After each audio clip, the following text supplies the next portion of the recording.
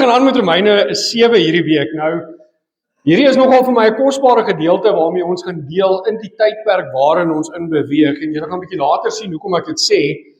Veral as ons nou begin kyk, ons is, vir diegene wat nie weet nie, baie naby aan Paasfees en Paasnaweek.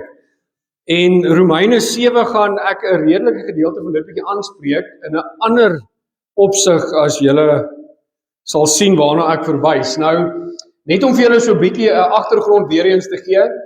Ons het laasweek gesien dat ons is bevry van sonde. Sonde is nie veronderstel om heerskappy in ons lewens te hê nie. So hoofstuk 6 het geleer dat gelowiges nie meer slawe van sonde is nie, of nie meer veronderstel is om slawe van sonde te wees nie. Nou in hoofstuk 8 volgende week gaan ons nou kyk dat ons as gelowiges, ons as kinders van God met die Gees begin lewe. Maar tussen Romeine 6 en 8 staan ons nou by Romeine 7. En dit kan kyk na die stryd wat ons as kinders van God nog steeds met sonde het. Nou, ons gaan kyk vandag hoekom ons soms nog 'n bietjie sukkel met sonde. Hoekom is die wet daar en hoe gaan die wet vir ons wys hoeveel skiet ons eintlik nog tekort? Nou, volgende week gaan ons dan nou ook kyk hoe kry ons hierdie oorwinning. So as jy dalk nog bietjie sukkel met sekere dingetjies in jou lewe wat jy nie moet hê nie, waarvan jy moet af lê, kom volgende week, dan gaan ons sien hoe die Gees van God ons help om hierdie goeders te oorwin. So laas week het ons gekyk dat ons moet sterf tot ons sonde, en hierdie week gaan ons kyk dat ons moet sterf tot die wet. Nou, julle sal vind, baie mense probeer deesdae weer baie wetties raak, hulle probeer ons weer leer, ons moet weer onder die wet ingaan. Nou ek gaan dit bietjie aanvat vandag uit Romeine 7 uit, maar die slotsom van vandag se ding gaan wees, julle ons as kinders van God het die heeltyd 'n oorlog tussen twee, tussen die gees en tussen die vlees. Die dinge wat ons weet ons moet doen en die dinge wat ons weet ons nie moet doen. Die hartseer realiteit is soms oorwin die dinge wat ons weet ons nie moet doen nie en daai vleeslike stryd wen ons soms. Nou, ek wil ook vandag bietjie fokus op wat is ons verhouding tot die wet? Ons wat wedergebore kinders van God is, hoe is die wet enigstens van toepassing op ons? Dan gaan ons kyk na, is die wet dalk die oorsaak van sonde? En die laaste punt is, waarom ervaar gelowiges steeds hierdie innerlike stryd met sonde?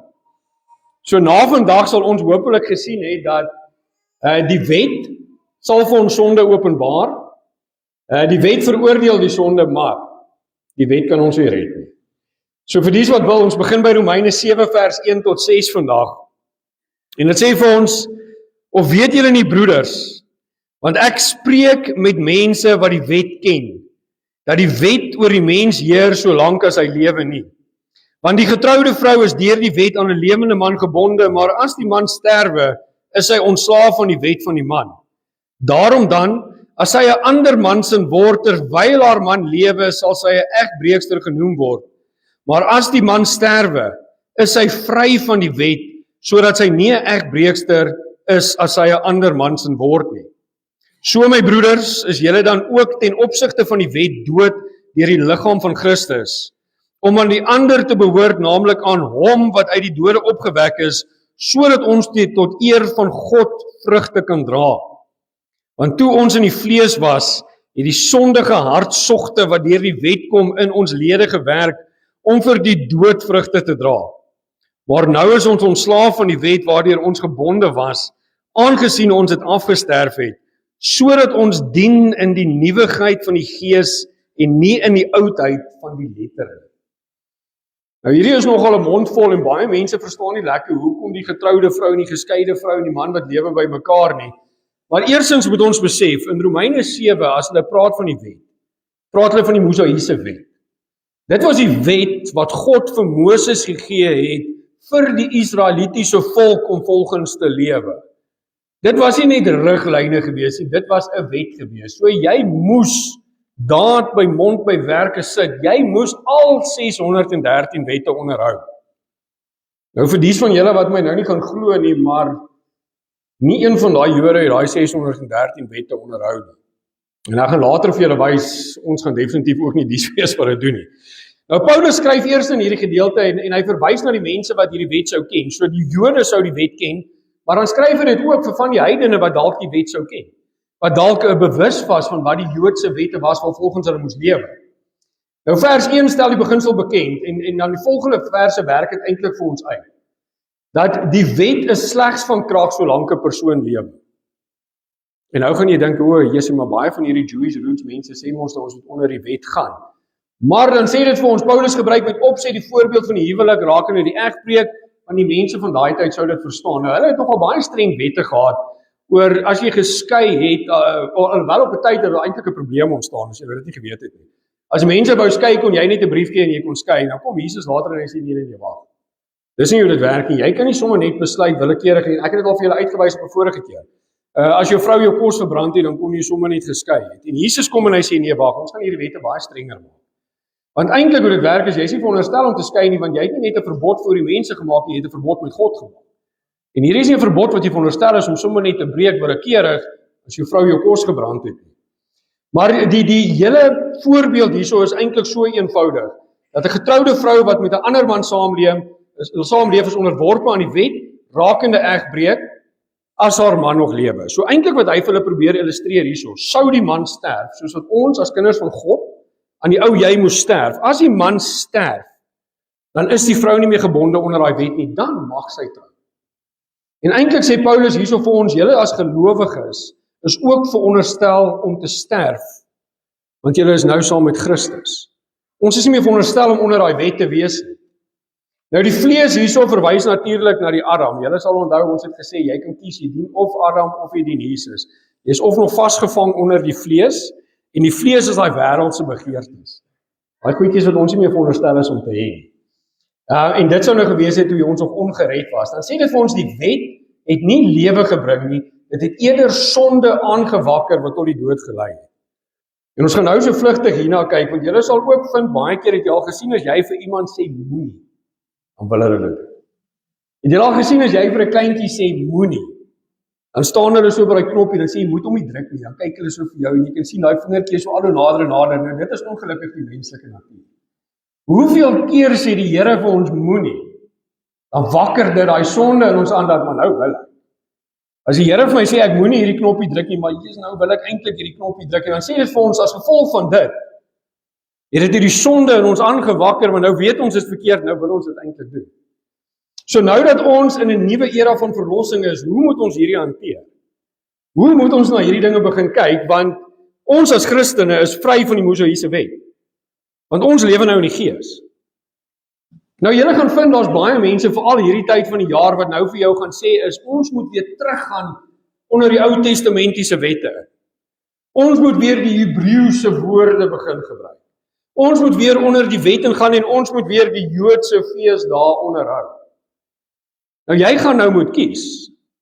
En die keuse lê voor elkeen hier vandag en elkeen wat ingeskakel is. Wil jy onder die wet wees of wil jy onder God se genade wees? Dis 'n baie eenvoudige keuse.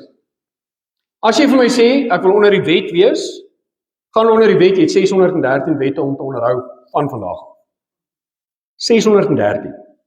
Die Joodse volk wat groot geword het onder daai wet kon dit nie onderhou. As jy dink jy gaan die een wees, bewys my verkeerd. Of gaan jy onder God se genade wees? Paulus kon dit nie eenvoudig gestel het nie. Mense wat met jou stry en vir jou sê ons moet hierdie goeders doen. Paulus sê dit vir ons in Romeine 7, ons is nie meer gebonde onder die Mosaïese wet nie. Nie een van ons is Israeliete nie.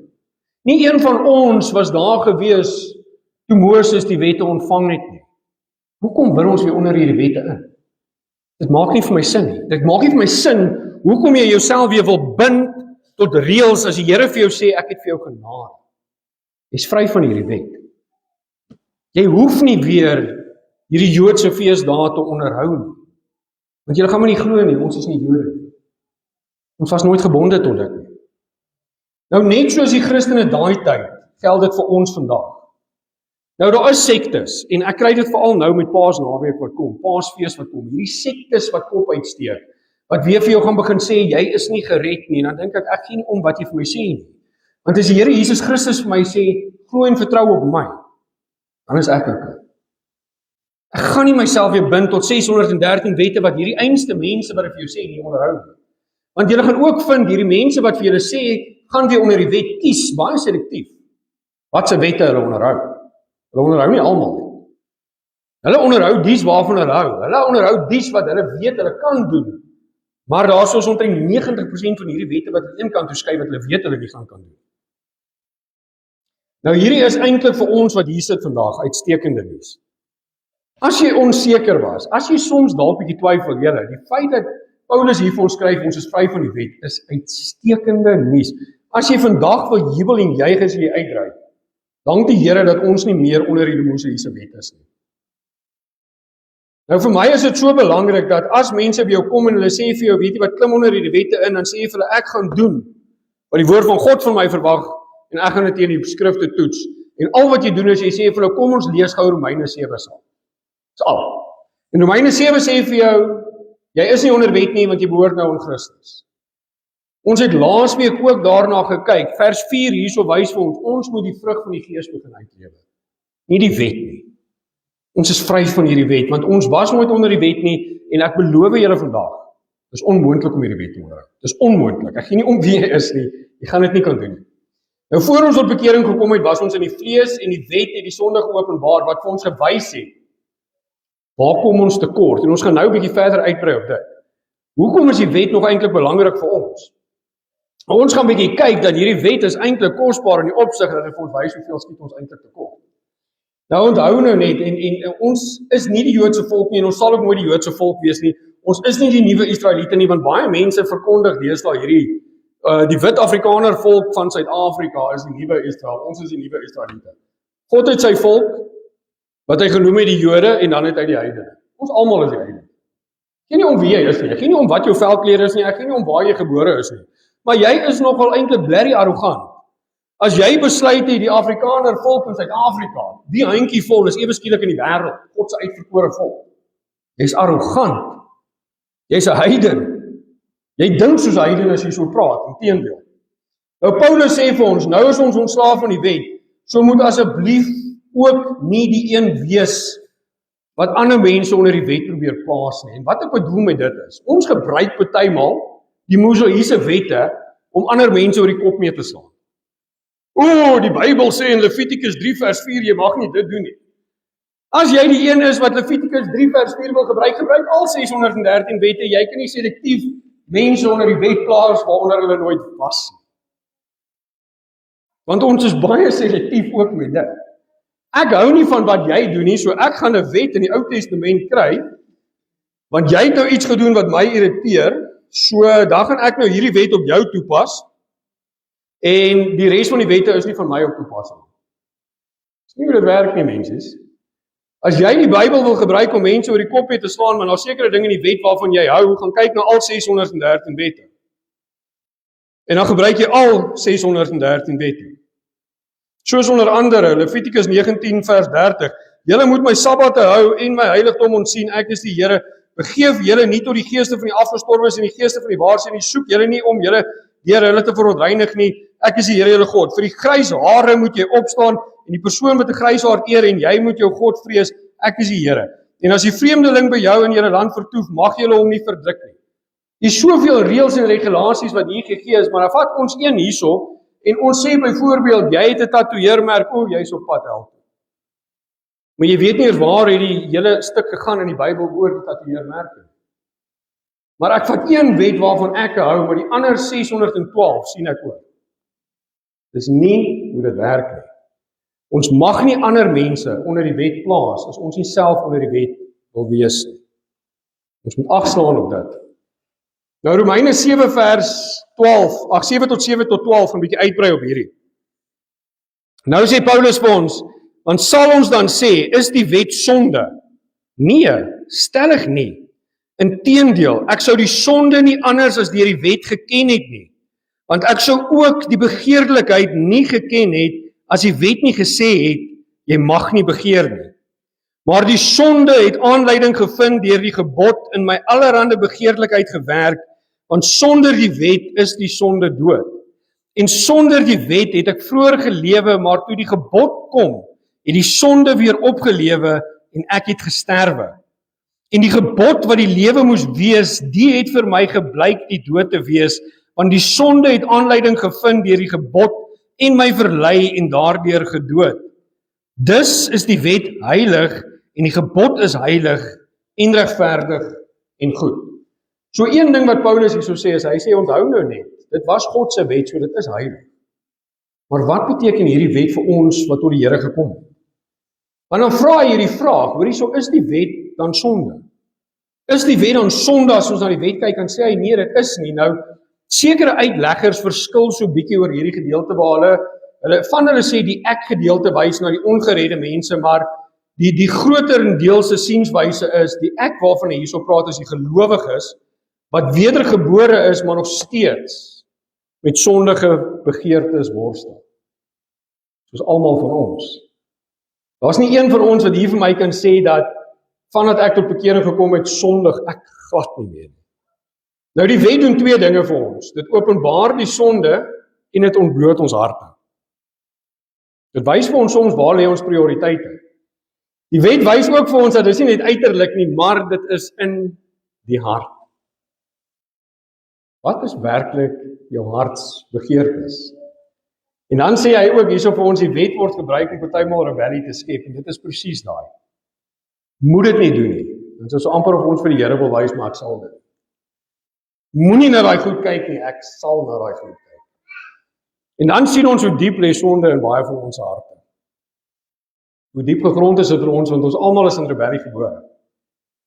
En dan sê dit die verbod op begeerte en die begeerte tot sonde gestimuleer en die sonde het uiteindelik tot die dood gelei. En dit sê vir jou, as jy sterf in jou sonde, is daar geen meer redding vir jou.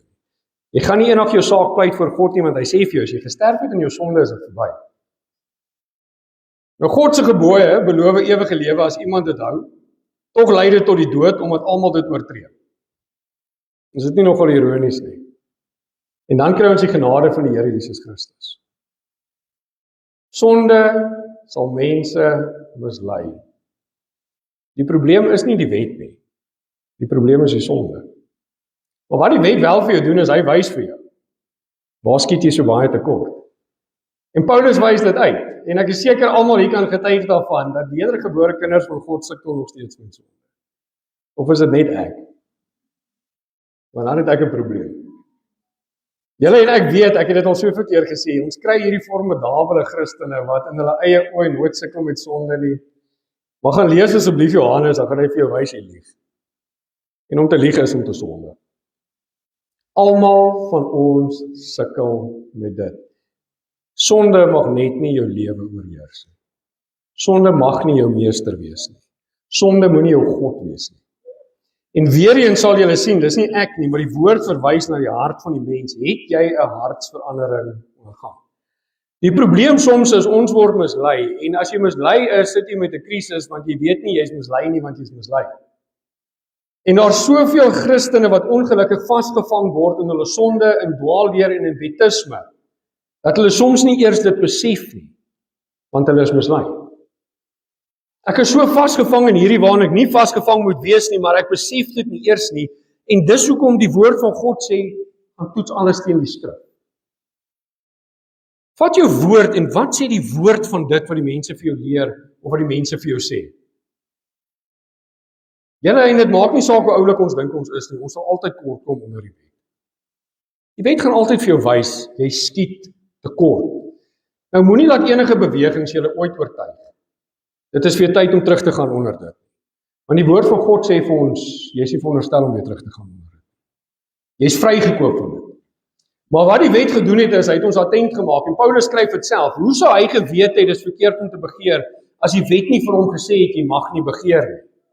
Die ironie van dit is nie die enigste een waarna ons hoef te kyk nie. Julle weet, ek dink aan ons wat hierso sit, byvoorbeeld vandag. Die wet kan vir ons wys dat ons nie afgode in ons lewens moet hê. Hoeveel van ons het afgode in ons lewens sonder dat ons dit besef? Goedjies wat vir ons belangriker is as God. Goeders wat meer tyd van ons opneem as wat ons bereid is om tyd aan God te spandeer. Goed waarvoor ons liewer is as waarvoor ons God liefhet, en ook sê die gebooie vir ons mag niks liewer hê as God nie. Jy pleeg dalk moord in jou hart as gevolg van onvergifnis. Jy dra dalk brokke rond en die Here Jesus Christus sê vir jou is net so goed soos om moord te pleeg. Dalk lieg ons. Hierdie is goeders wat God nie behaag nie, en die wet wys dit vir ons. Dit maak ons attent op die goed wat ons verkeerd doen. En die Here sê vir ons, kom weg van dit af. Want Jesus se kruisdood, sy genade, sy liefde, sy opoffering het ons vrygekoop. Maar die wet gaan vir ons wys. En ek het hierso 'n ding geskryf wat ek so gehighlight het. As jy een van die Christene is wat graag die wet wil gebruik om ander mense oor die kop mee te slaan, klim van jou high horse af.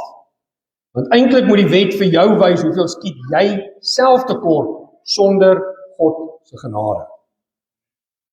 Dis nie 'n wapen om te gebruik nie, teen iemand anders nie. Dis om vir ons elkeen hier te wys hoeveel skiet ons nog tekort. As ons daai 10 gebooie so deurwerk en ons kyk, is daar iets wat ek liewer het as God? Het ek afgode in my lewe wat ek bo God plaas? Het ek wrokke in my hart wat ek ronddraag?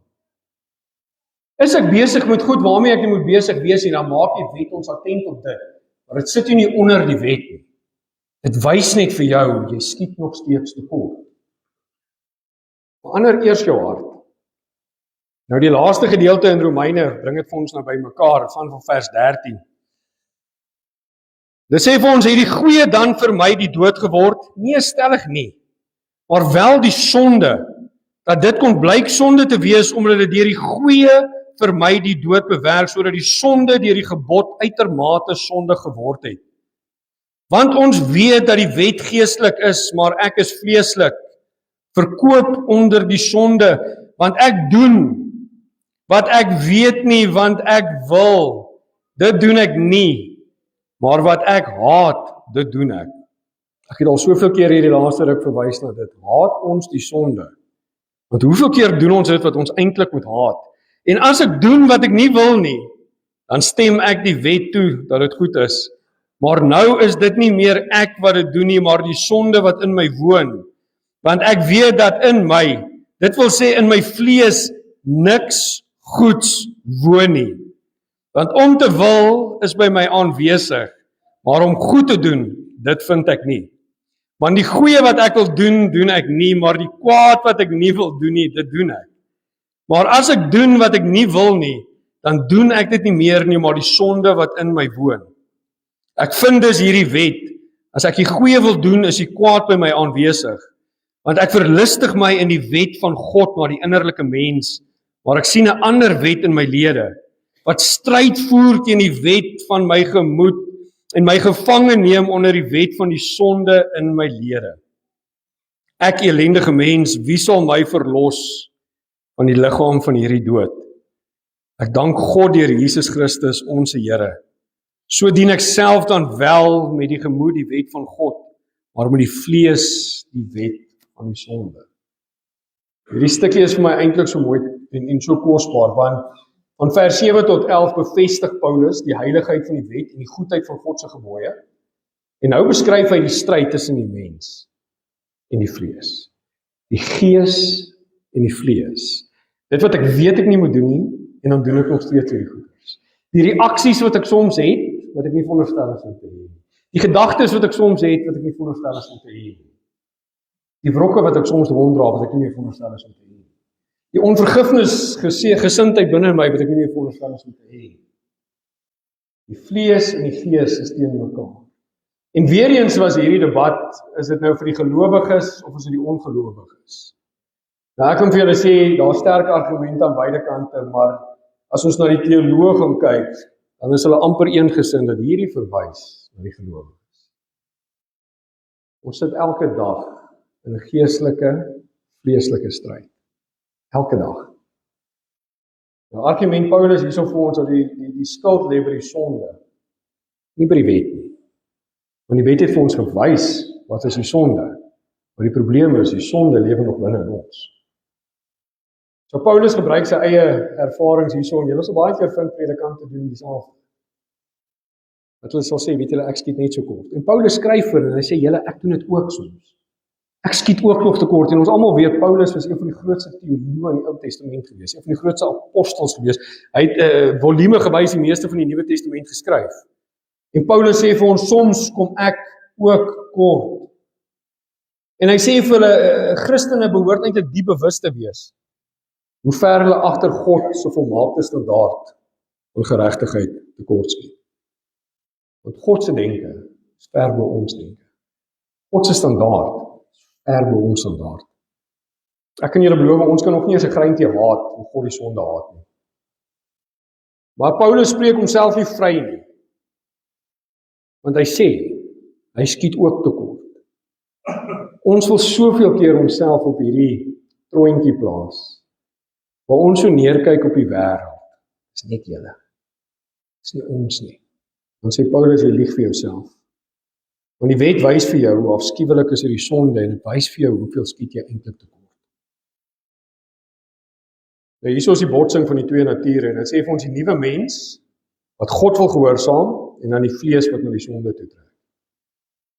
Hy wil die goeie doen, maar die sonde werk nog steeds vir hom.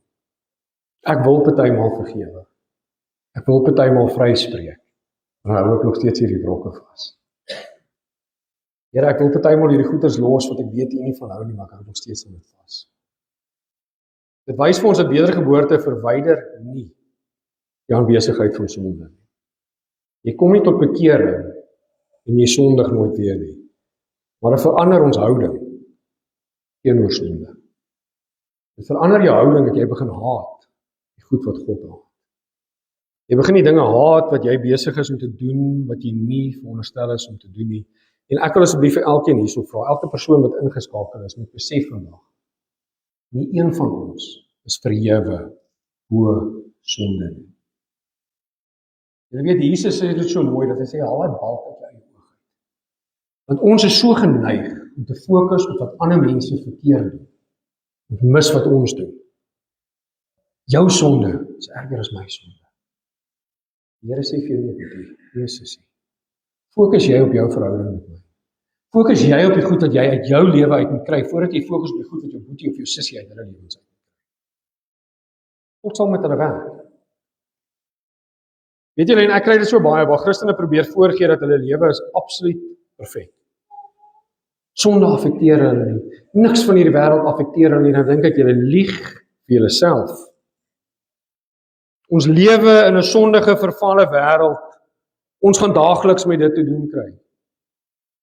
As jy vir my sê dit affekteer jou nie meer nie, dan lieg jy vir jouself, jy lieg vir die mense om jou en die ergste van alles is jy lieg eintlik vir God.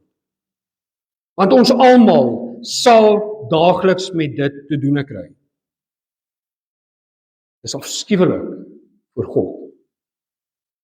Dis afskuwelik as ons vir mense 'n prentjie probeer teken, dat ons verhewe bo hulle is, want ons is Christene en hierdie goeders het nie impak op ons lewe nie. Julle weet, hierdie gedeelte wys vir ons dat daar's nederigheid in ware heiligmaking, want Paulus erken self, hy kan nie homself regverdig of homself red nie. Hoe nader 'n mens aan God leef, hoe meer sien hy sy eie sondigheid. Die realiteit is, en ek gaan nou vir julle 'n bietjie ietsie van agter die skerms vertel wat ek nou al self beleef het. Soveel mense wat presies die teenoorgestelde lewe. Ek sien dit so baie hoe mense nader aan God kom en hulle sien al hoe minder hulle eie sonde en tekortkominge raak. Hoe nader hulle aan God kom, hoe meer moet ons totale afhanklikheid op hom besef. Hoe nader ons aan God kom, hoe meer moet ons besef dat sonder hom is ons niks en het ons niks.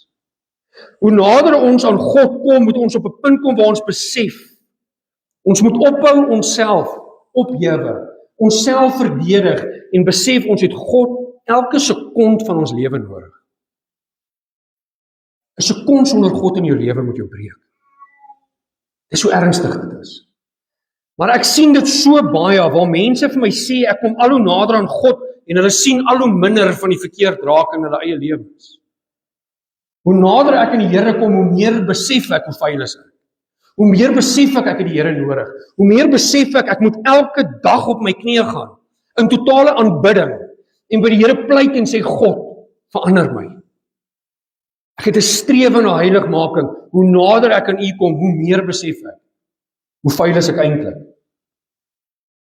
En ek wil asseblief vir julle vra vandag, hoor hierdie pleidooi, hou op jouself regverdig en jou sondes regverdig.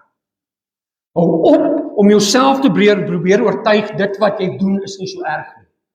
Dit wat jy doen jy teen 'n lewende God. Dit is erg. Dis 'n saak van lewe en dood. Weet julle, ek skryf 'n paar goeters hierso neer, wat ek beleef. Ons kan nie sê ons haat die sonde nie, maar probeer nie eers wegkom van dit af nie. Ek kan nie vir jou sê ek haat wat ek doen, maar ek probeer nie eers wegkom van dit af nie. Ek sit nie eers so 'n bietjie effort in om te sê, Here, help my nie. Want wat doen ons baie keer? Och, Here, maak my vry van dit. Dan gaan sit ek op my hande.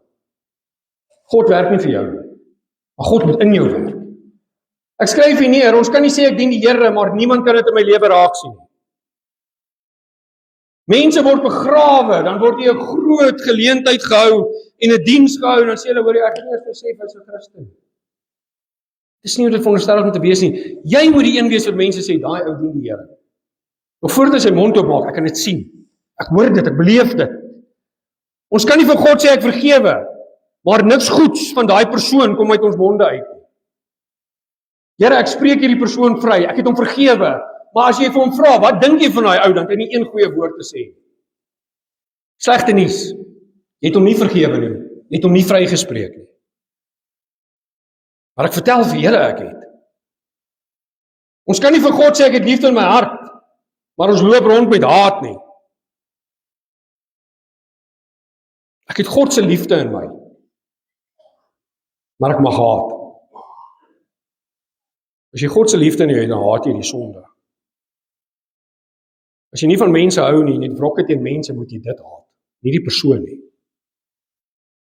Ons kan nie vir die Here sê, elke aand ek bid en ek spreek my vyande vry, maar môreoggend neem ek weer daai vyandskap op nie. God speel nie daai games nie. Jy gaan nie vanaand vir die Here sê, Here, ek spreek daai ou vry, maar môre spreek ek hom nie meer vry nie. Wie dink jy is jy en wie dink jy is God? Jy speel games met 'n lewende God. Dis baie gevaarlike speletjies om te speel. As jy vir my sê, Here, ek het U in my hart, wil ek nie meer vir myself lieg nie, ek wil nie meer vir U lieg nie, ek wil nie meer vir die mense om my lieg nie. En as jy wonder, hoekom is dit vir my so ernstig? Psalm 101 vers 7. Hy wat bedrog pleeg, mag binne in my huis nie bly nie. Wie leuns praat, kan voor my oë nie bestaan nie. Hou aan lieg vir God. Dan sê hy vir jou, jy sal nie eendag in my huis bly nie. Dis nie ek wat dit sê nie. Dis wat die woord van God vir jou sê vandag. Luister vir wat God vir jou sê. Hou op vir jouself lieg, hou op vir God lieg, want jy gaan nie nog plek by hom hê nie. Hy berei nie vir jou 'n woning voor nie. Hy berei vir jou 'n ewigheid van ellende voor. Hou op lieg. Ek kan nie vir julle sê hoeveel keer kry ek met dit te doen nie. En partymal flous die mense my, want ek is ook maar net 'n mens.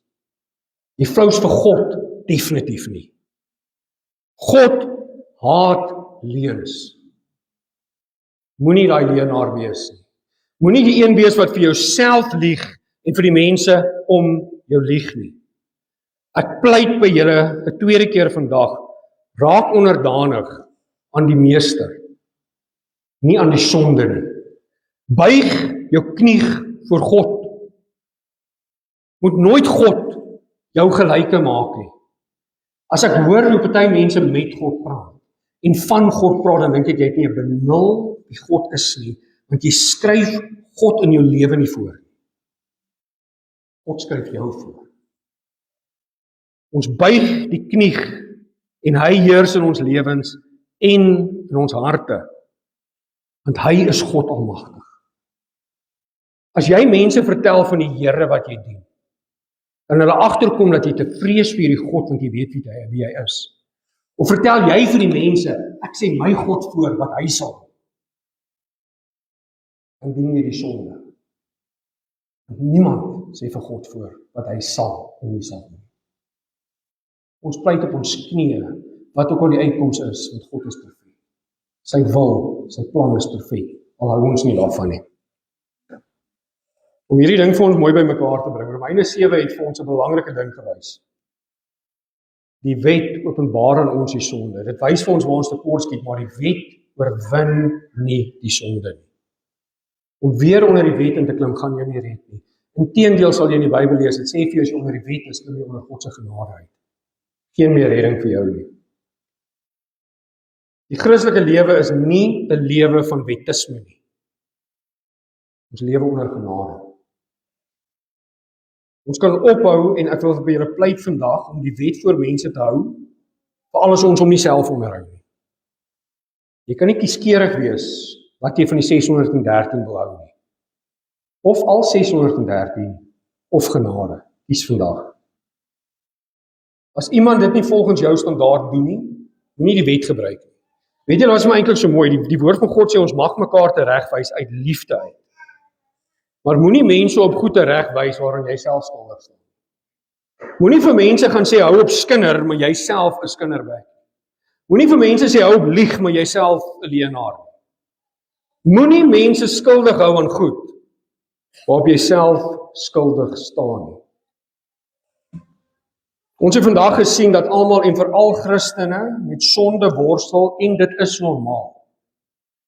Ek wil amper vir jou sê die dag waar die Gees jou nie meer aankla oor dit waarop jy tekort skiet nie, het jy eintlik 'n probleem. Die dag waar die Heilige Gees nie meer in jou werk en vir jou sê hou op met hierdie nonsens nie, moet jy begin vra, Here, hoekom voel ek my aangekla oor my sonde nie? Want in hierdie aardse bestaan gaan ons nooit heilig wees nie. Ons gaan strewe daarna. Maar hoe nader jy in die Here kom, hoe meer gaan jy besef, liewe Here, hierdie stryd is vir my groot. Meer goed gaan vir jou begin attent raak, en jy gaan meer kere begin besef, Here, ek hou nie van U. Ek het nooit besef dit is so verkeerd nie. Maar die Gees wat in my werk kla my so aan. Ek wil elke dag nader aan U kom. Ons het vandag 7 waarhede gesien. Ons is vry van die wet deur Christus. As jy vandag vir iets wil dankbaar wees, vat hom. Die wet is goed om ons attent te maak op ons sonde. Gaan lees so 'n bietjie daai 10 gebooie, dan kyk jy of jy al daai gebooie so mooi onderhou. Jy sal sien inteendeel uit al 10 daai gebooie, die enigste een wat Jesus nie herhaal het nie, was inteendeel die Sabbat gewees. Maar is goed dat ons 'n dag het waar ons rus. Is ingestel deur die Here. Dis goed om so nou en dan te sê ek wil 'n bietjie asem skep. Die gelowige ervaar 'n innerlike stryd, maar die eintlike oorwinning is in Jesus Christus. Ons hoop is nie in ons eie krag nie. Julle moenie jou eie goeders probeer fix nie. Ons wil partymal geestelike goeders op 'n vleeslike manier probeer herstel. En eintlik wat dit vir ons sê is, ons net jou vertroue op God. En ek wil eintlik vandag eindig met vers 24. In vers 24 sê Paulus vir ons, ek ellendige mens, wie sal my verlos van die liggaam van hierdie dood? Volgende week in Romeine 8 gaan ons die antwoord op hierdie vraag kry. En dan gaan julle sien hoe merkwaardig, hoe wonderbaar en hoe groot is die God wat ons eintlik dien. Sluit asseblief my oë. Liewe Here, ek besef ons skiet soveel keer tekort. Here, maar ek wil U vandag dank vir die Heilige Gees wat ons aankla. Ek wil U dank vandag dat die Heilige Gees vir ons wys waar ons tekort skiet en Here, daai dinge waaraan ons moet werk. Here, ek wil vandag bid dat ons die toonbeeld sal wees van ware kinders van God, dat ons nie onsself verontskuldig of ons eie tekortkominge probeer verdedig nie. Here, maar dat ons dit voor U voete sal gaan lê, dat ons om verskoning sal vra, dat ons vir hom vergifnis sal pleit. Here, dat ons hierdie strewe binne ons sal kry vir heiligmaking. Here, hierdie absolute hartsbegeerte sal kry, dat ons meer soos U wil wees en minder soos die wêreld. Nie omdat ons dink ons is beter as hulle nie, maar dat ons besef hoe groot die genade en die liefde vir ons is. Here, ek bid dat ons nooit op 'n punt sal kom dat ons dit wat ons verkeerd doen sal probeer verdedig, omdat ons eerder in die vlees wil lewe as in die gees nie. Here, dis eintlik hartseer as ons soms besef hoe kort ons skiet, maar dan het ons hierdie absolute hoop en hierdie vertroue. Here, want U gee vir ons 'n geregtigheid wat nie een van ons verdien het nie. U gee vir ons die Seun se geregtigheid en ek dank U vandag vir dit. Here, my gebed is dat ons hier sal uitgaan, dat ons daadwerklik sal begin lewe soos kinders van God in daad en in voorbeeld, nie net by monde nie. Dat ons op sal hou om ander mense se foute uit te wys as ons nie ons eie foute kan raak sien nie. Here, dat ons hartsbegeerte by ons sal lê om ons verhouding met U reg te kry, voordat ons hartsbegeertes is om ander mense se foute die hele tyd vir hulle uit te wys.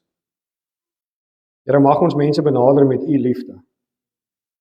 Mag die mense u liefde in ons beleef, u liefde in ons sien en u liefde in ons hoor. Nie 'n aangeplakte, vleeslike, menslike liefde nie, maar 'n ware, agape, goddelike liefde. Here, dat ons in u woord sal begin wandel en dat as ons teenkanting kry, gaan toets ons dit net in die woord. Die kosbare woord wat u vir ons gegee het. Here, seën elke persoon wat hier is en hier ingeskakel is. Here, seën hulle sodat hulle 'n seëning vir die wêreld daar buite kan wees. So ek los julle vandag met die genade van die Here Jesus Christus, die liefde van God die Vader en die gemeenskap van sy Heilige Gees bly en sy met elkeen van julle. In Jesus naam alleen. Amen en amen.